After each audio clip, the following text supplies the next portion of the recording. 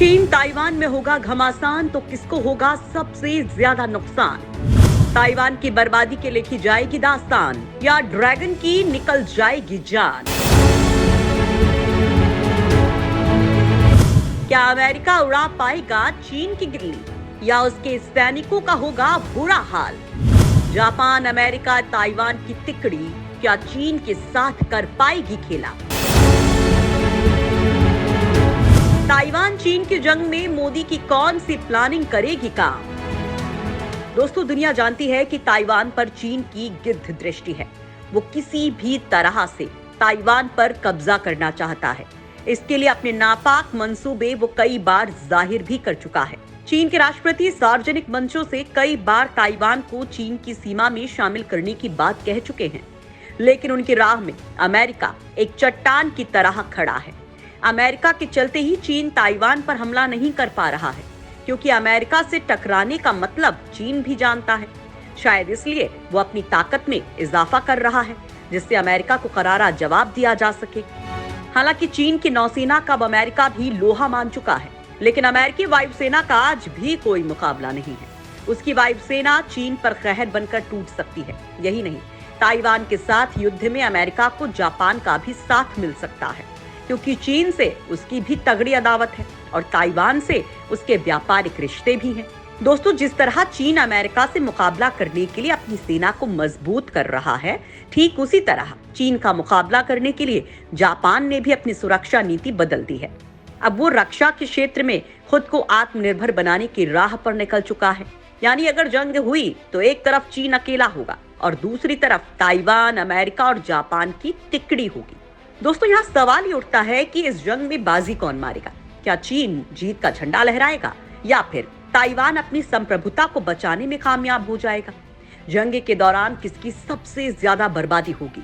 क्या चीनी सेना ताइवान को तबाह कर देगी या फिर अमेरिका और जापान के साथ मिलकर ताइवान चीन की धुरिया बिगाड़ देगा? युद्ध के दौरान किसकी सेना सबसे ज्यादा हताहत होगी? किसके रक्षा उपकरण सबसे ज्यादा बर्बाद होंगे? किसको सबसे ज्यादा नुकसान का सामना करना पड़ेगा? दोस्तों, इसे लेकर एक रिसर्च जारी हुई है, जिसमें चौंकाने वाले तथ्य सामने आए हैं। दोस्तों, ताइवान को लेकर चीन हाल ही के सालों में काफी आक्रामक हो गया है। उसके फाइटर जेट्स कई बार ताइवान की सीमा का अतिक्रमण कर चुके हैं। पिछले साल जब चीन के मना करने के बाद भी अमेरिकी स्पीकर नैन्सी पेलोसी ने ताइवान का दौरा किया था, तो चीन काफी भड़क गया था और अपनी ताकत दिखाते हुए उसने युद्धाभ्यास के नाम पर ताइवान को चारों तरफ से घेर लिया था। चीन की इस कार्रवाई से दुनिया के सभी देशों के कान खड़े हो गए थे। लोगों को लग रहा था कि चीन ताइवान पर किसी भी वक्त हमला कर सकता है।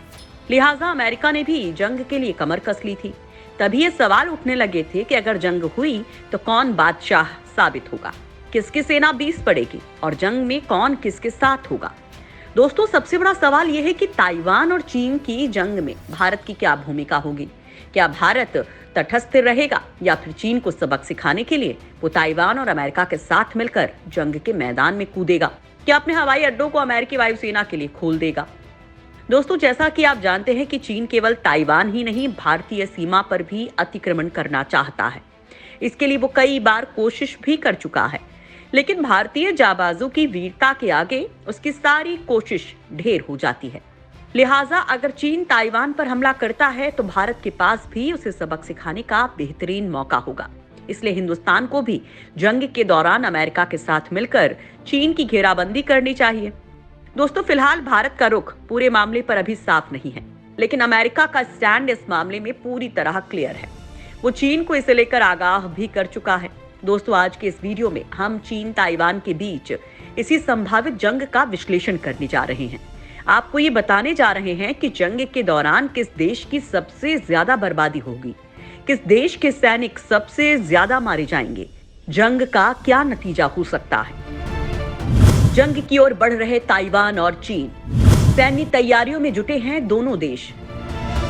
दोस्तों, कुछ महीने पहले चीन और ताइवान की रक्षा तैयारियों और जंग की ओर बढ़ने को लेकर एक मीडिया रिपोर्ट में बड़ा दावा किया गया था।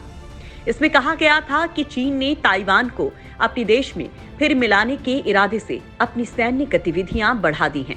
इसे देखते हुए ताइपे ने भी अपनी रक्षा और युद्ध की दशा में हालात से निपटने की तैयारियां शुरू कर दी हैं।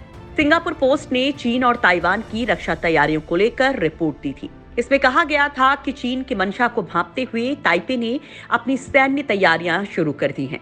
सिंगापुर पोस्ट ने ताइवान के स्थानीय मीडिया पोस्ट के आधार पर यह खबर दी थी। इसमें कहा गया था कि ताइवान ने लड़ाकू विमानों और नौसैनिक पोतों जैसे बड़े सैन्य प्लेटफॉर्म्स और प्रणालियों की खरीदी के बजाय छोटे घातक एंटी शिप हथियारों और सतह से हवा में मार करने वाली मिसाइलों पर फोकस किया है। चीन के राष्ट्रपति शी जिनपिंग ने जिस तरह अपनी सेना को युद्ध की तैयारी पर ध्यान केंद्रित करने का निर्देश दिया है, उसी तरह ताइवान के नेता ने भी साफ कहा है कि वो जिनपिंग की नीतियों के सामने सरेंडर नहीं करेंगी। उन्होंने चीनी संप्रभुता के तहत स्वायत्तता के लिए जिनपिंग के एक देश दो सिस्टम के प्रस्ताव को मंजूर नहीं किया था। ताइवान के राष्ट्रपति ने कहा था कि उनके जीवन का मिशन है कि ये द्वीप उसके लोगों का बना रहे। चीन के राष्ट्रपति जिनपिंग ने पिछले साल 8 नवंबर को कहा था कि बीजिंग अपने सैन्य प्रशिक्षण को मजबूत करने और किसी भी जंग के लिए तैयार रहने का निर्देश दिया था।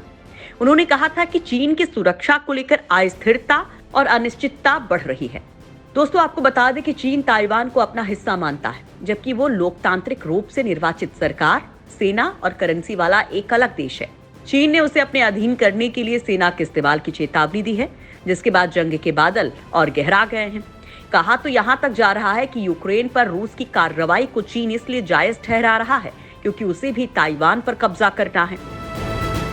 ताइवान, अमेरिका, जापान, किसको होगा सबसे ज्यादा नुकसान? अकेला चीन तीनों की तिकड़ी पर कितना पड़ेगा भारी? दोस्तों, ताइवान पर कब्जे के लिए चीन किसी भी हद तक जाने को तैयार है। चीनी राष्ट्रपति शी जिनपिंग खुद बोल चुके हैं कि हम ताइवान के शांतिपूर्ण अधिग्रहण का समर्थन करते हैं, लेकिन शक्ति के इस्तेमाल न करने का दावा नहीं कर सकते। वहीं अमेरिकी राष्ट्रपति जो बाइडेन कई बार बोल चुके हैं कि अगर चीन ने हमला किया तो अमेरिकी फौज ताइवान की रक्षा के लिए युद्ध में शामिल होगी। ऐसे में अगर अमेरिका चीन के साथ युद्ध में शामिल होता है तो जापान को भी इसमें भागीदार बनना पड़ेगा। ऐसी स्थिति में अमेरिका, चीन और ताइवान को कितना नुकसान होगा, इसे लेकर एक रिसर्च जारी हुई है। इसमें सिमुलेशन के आधार पर सैनिकों के मारे जाने की संख्या और हथियारों के बर्बाद होने की तादाद के बारे में बताया गया है। दोस्तों, यहाँ सवाल उठता है कि इस रिपोर्ट में क्या बताया गया है? किस देश की जीत का दावा किया गया है? चीन के घुटने टेकने की बात कही गई है या फिर ताइवान की तिकड़ी की हवा टाइट होने का संकेत दिया गया है? दोस्तों, जापान की सासाकावा पीस फाउंडेशन ने एक टेबल टॉप वॉर गेम में बताया है कि जापान इस युद्ध में 144 फाइटर जेट्स खो सकता है। इसके अलावा जापानी सैनिकों के हताहत होने की संख्या 2500 तक पहुंच सकती है। इस सिमुलेशन वॉर गेम में ये भी दावा किया गया है कि चीन के साथ युद्ध में सबसे ज्यादा नुकसान अमेरिका को होगा। अमेरिका को अपने 400 लड़ाकू विमान खोने पड़ सकते हैं। इतना ही नहीं, अमेरिकी सेना के 10,000 से ज्यादा सैनिक मारे या घायल हो सकते हैं। लेकिन चीन ताइवान पर नियंत्रण हासिल नहीं कर पाएगा। फाउंडेशन को आशंका है कि चीन साल 2026 में ताइवान पर एक एम्फीबियस आक्रमण कर सकता है। इसमें चीनी सेना, नौसेना और वायुसेना संयुक्त रूप से शामिल होगी। ये वॉर सिमुलेशन 21 जनवरी से 24 जनवरी तक आयोजित किया गया था। इसमें मोटे तौर पर 30 प्रतिभागियों ने हिस्सा लिया, जिसमें जापान सेल्फ डिफेंस फोर्स के पूर्व अधिकारियों के साथ साथ जापान और यूएस के शिक्षाविद और शोधकर्ता शामिल थे। इस वॉर गेम ने चीनियों को जापानी, अमेरिकी और ताइवानी सेना के खिलाफ खड़ा किया गया। चीनी सेना ने ताइवान मोर्चे के लिए एक कमांड सेंटर स्थापित किया, जो सभी हवाई, पनडुब्बी और सतह पर मौजूद युद्धपोत को तैनात करने में सक्षम था। अमेरिकी सेना ने ताइवान और उसके आसपास के क्षेत्रों में परमाणु शक्ति वाले विमान वाहक पोत और अत्याधुनिक लड़ाकू जेट भेजकर चीन का मुकाबला किया। वॉर गेम में ही जापानी प्रधानमंत्री ने आपातकाल की घोषणा की और अमेरिका को जापानी सेना के अड्डों के साथ साथ ओकिनावा और क्यूशु में नागरिक हवाई अड्डों का उपयोग करने की अनुमति देने पर सहमति व्यक्त की।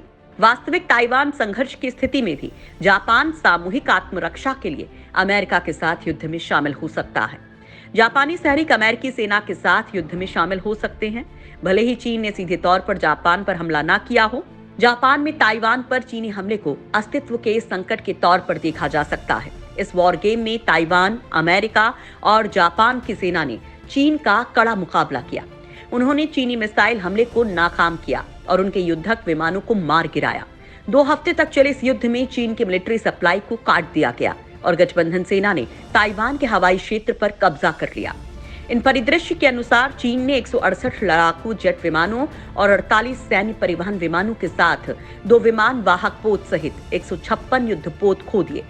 चीन के 40,000 से अधिक सैनिक मारे गए या घायल हुए। दोस्तों, थिंक टैंक के वॉर गेम के अनुसार ताइवान को भी भारी नुकसान उठाना पड़ सकता है। ताइवान को 13,000 सैनिकों की कुर्बानी देनी पड़ सकती है। इसके अलावा उसे 18 युद्धपोतों और 200 युद्धक विमानों को खोना पड़ सकता है। चीन तेजी से सैन्य निर्माण कर रहा है और कुछ विशेषज्ञों का कहना है कि पश्चिमी प्रशांत क्षेत्र में सैन्य संतुलन 2025 में ड्रैगन के पक्ष में होगा। दोस्तों, यहाँ सवाल पैदा होता है कि पूरे मामले पर भारत की क्या भूमिका होगी, वो जंग के दौरान क्या करेगा। दोस्तों, जहां तक भारत की बात है तो उसने रूस यूक्रेन जंग के दौरान ही साफ कर दिया है कि जंग से किसी देश का भला नहीं हो सकता और वर्तमान समय जंग का नहीं है। लिहाजा ये कहा जा सकता है कि भारत इस जंग में शामिल नहीं होगा। हाँ, ये हो सकता है कि वो अपनी जमीन का इस्तेमाल चीन के खिलाफ करने की इजाजत दे दे।